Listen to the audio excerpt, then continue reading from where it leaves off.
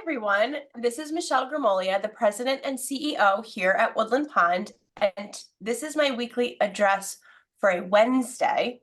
I thank you all for your patience and allowing me to push this back. I had a medical procedure yesterday. Everything was fine, but here we are with our weekly address for a Wednesday.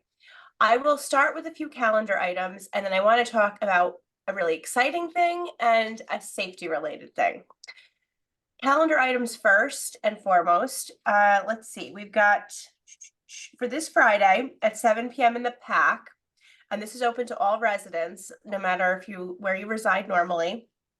And we will be welcoming 6 violin students, the local teacher, Marka Young, and they'll be performing a classical recital. So you won't want to miss that.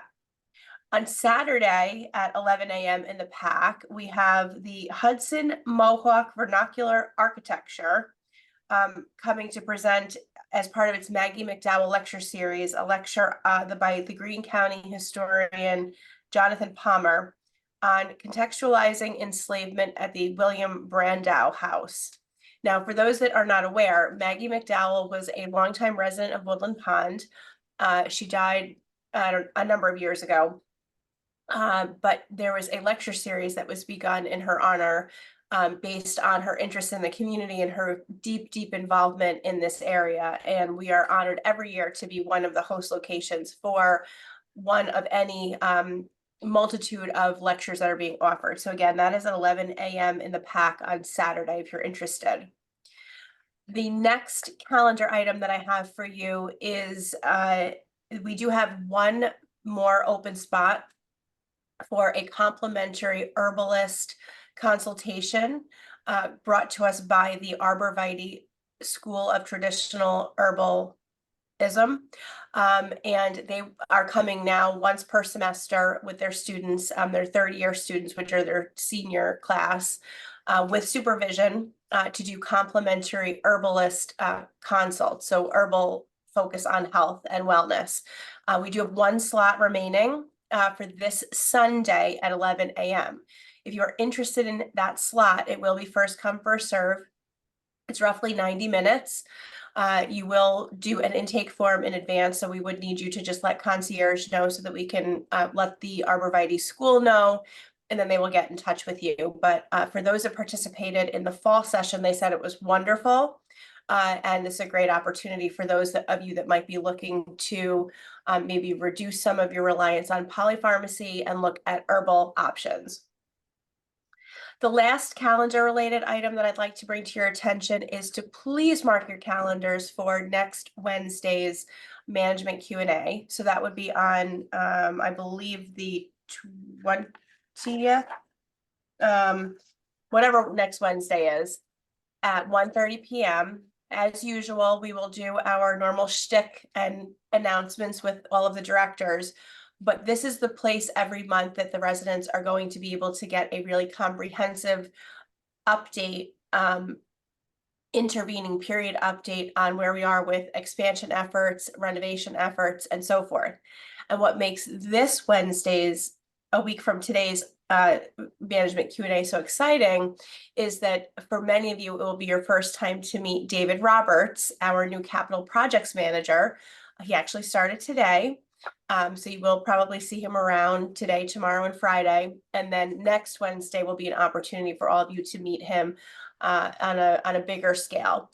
After this month's management Q&A, going forward, it will be David that will be providing you with all of the updates. So it'll be a great opportunity for you to get to know him. So please plan on not missing that.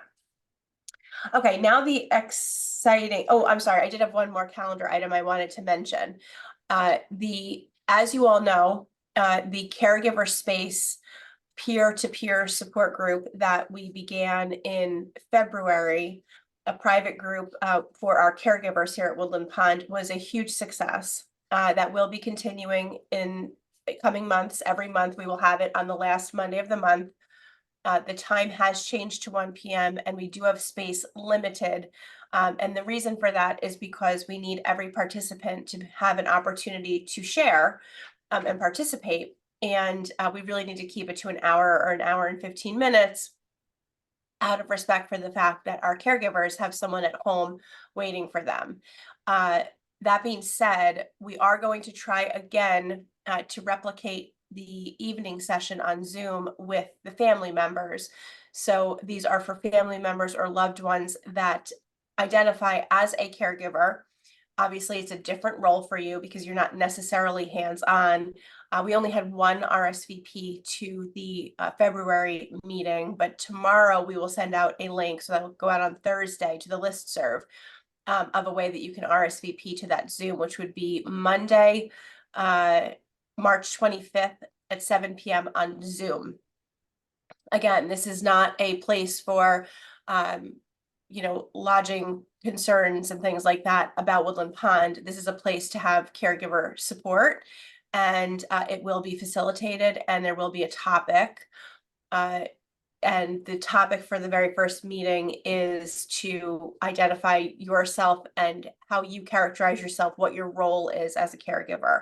So tell us a little bit about yourself and how your caregiver role has developed and what you're currently experiencing. And depending on how many participants we get, obviously that will dictate how we slice up the pie in terms of time allotted to each person to contribute. So at any rate, if you're a loved one that identifies as a caregiver and you're interested in that, please be on the lookout for a link to RSVP tomorrow in your email. Okay, now the exciting things. As you know, we have implemented roughly a year ago something called our Happy or Not machines, and you've heard me talk about them on this address. You have also heard us talk about them at management Q&A, dining committee meetings, and so forth. The first machine, which is a kiosk, touchscreen kiosk, has been outside of independent living for roughly a year. And we have just installed the Happy or Not machine, or will be in assisted living right now, this week, or we might have done it last week. Many of you find the technology a little bit challenging and are a little bit hesitant to use that technology there on that kiosk. You might feel rushed. The keyboard is a little clumsy. You feel like maybe someone's tracking you because it's there and publicly, even though it's completely anonymous. We have no idea who's typing anything, and we can understand that. So the machines will stay there. But for those that are just a little bit more technologically savvy and just a little bit more interested in giving us feedback, there are two ways to do that are with technology in your own hands. There is a QR code, which is a squiggly looking code on the table tents in independent living, and those table tents will also be added to assisted living within the next 10 days, where you take your phone or your handheld device and you screenshot, and someone can explain this to you. Any of the wait staff can explain this to you. We use QR codes for lots of things. This may be new technology for you, but anyone can help you with the camera function of your iPhone or Android. But you're going to click on that QR code, take a picture of it, and that's going to take you directly into the computer-based version of Happy or Not. So you can do all of the same things that you would do on the machine, but in the palm of your hand. Even more exciting than that, today, you may have already received, and if not, you will be receiving momentarily, the computer-based link to use for Happy or Not feedback. And you'll see that there's going to be a link for independent living and a link for assisted living. So you don't have to use the machines at all. You don't have to use your phone at all, but you can log right into the link we're sending you on your computer, and you can do all of the same things that you would do with the machine. You can indicate really dark green for very happy, lighter green, lighter red, and then dark red for unhappy with my meal. And then it gives you all of the same options, whether it be quality of food, service, other. There's different categories that you can click on to give us your feedback. And this is makes it so much easier for you to type out your comments right at your keyboard.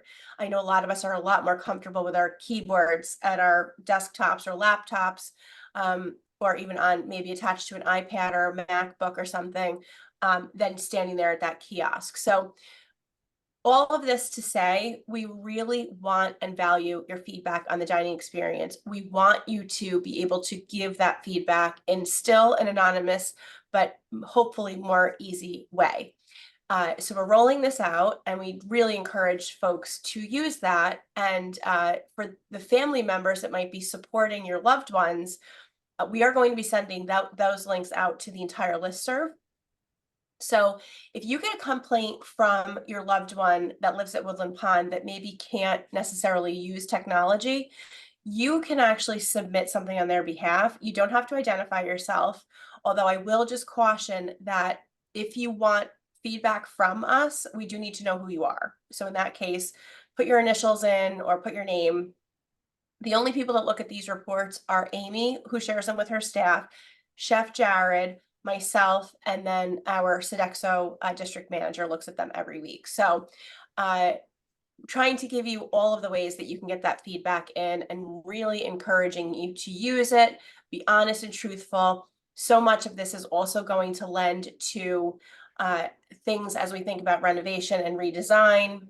So for example, if you have a challenge in the dining room on a particular night, whether it be in any of the health center dining rooms or the main dining room, and it might have to do with logistics, like maybe it's too cold, maybe it's too noisy, those are all things that can go into the happy or not machine. So please keep that in mind. It doesn't just have to be about the food that you're putting in your mouth. And we really do look at these. I look at them every single day. Amy and Jared look at them once a week with their teams, and really encouraging you to give us that feedback. The last thing, as promised, is a safety related item. And if you saw the Chanticleer, you already know that I'm going to be trying to hammer this message home. I'm going to be speaking to Tom this week about purchasing signs or having signs made to reflect the critical importance of this message.